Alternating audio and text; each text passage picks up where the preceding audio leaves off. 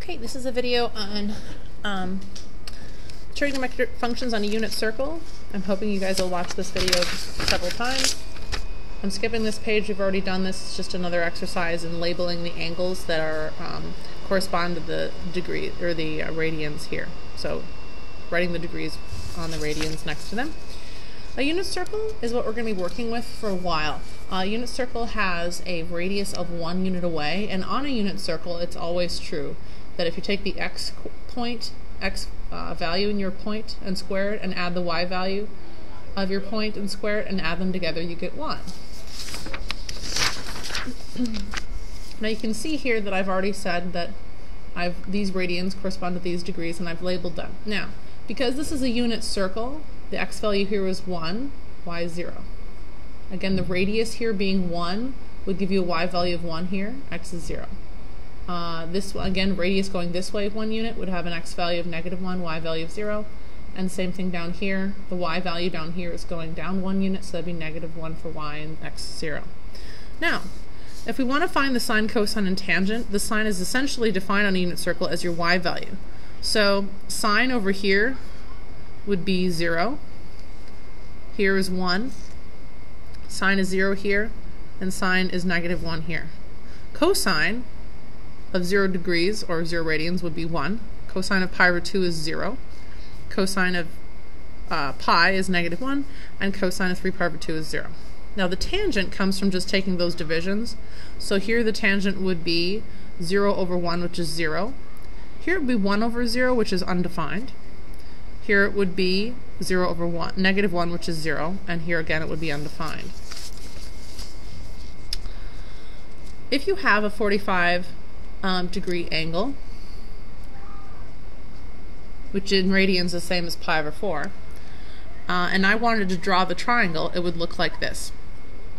At that position, we start from the center of the circle, draw out to our 45 degree position, and then from that end point, you always go back towards the x-axis. So we go down. And here is our triangle.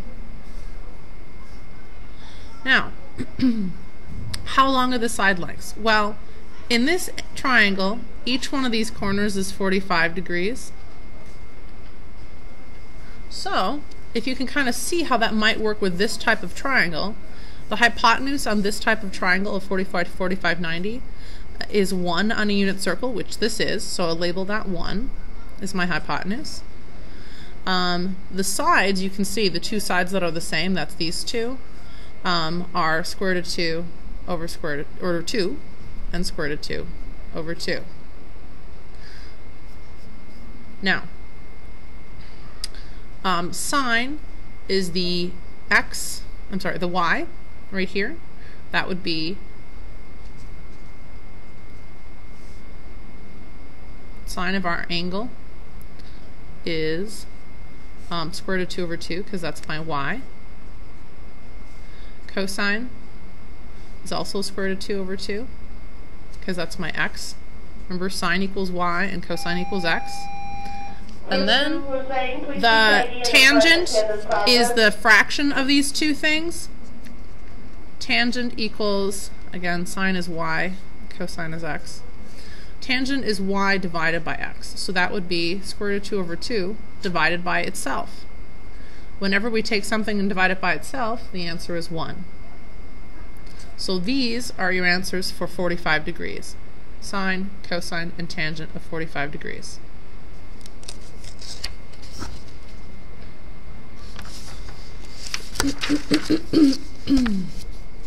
Now, at 135 degrees, that's here, this position. Okay. In radians, that's going to be 3 pi over 4. So if I draw the triangle, I start at the center, I touch the edge of the circle, and I go back towards the x-axis always, which gives me this triangle here. Here's my right angle. Now, remember the hypotenuse on this triangle, it's a 45, 45, 90 triangle. The hypotenuse is going to be 1, And the sides are going to be the square root of 2 over 2 for your vertical side. However, your horizontal side is going to be negative, because that's the x going towards the left of the origin, that way. Okay, so sine is y, which would be your vertical, square root of 2 over 2. Cosine is x, which is this one, so that's negative square root of 2 over 2. Tangent is y divided by x, which is positive square root of 2 over 2 divided by negative square root of 2 over 2, which is going to be negative 1 this time.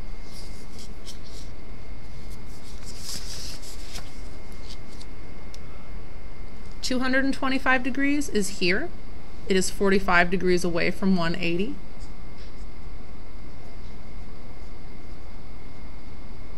So if I draw the triangle, I start at the origin, go out to the edge, go back up towards the x-axis always, and then back again to make my 45, 45, 90 triangle.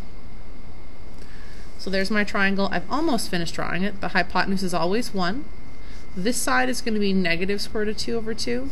This side is also going to be negative square root of 2 over 2, because it's the side that goes down from the origin, and that would be negative. On the x-axis, going left is negative. On the y-axis, going down is negative. So that's why that's negative. Okay, so the sine of 225 degrees is the same as the y value, which is this one, negative root 2 over 2. The cosine is going to be the same as your x value, which again, horizontally, negative 2 over 2. And then finally, your tangent is y divided by x. So that's going to be negative root 2 over 2 divided by negative root 2 over 2. And gives you positive 1.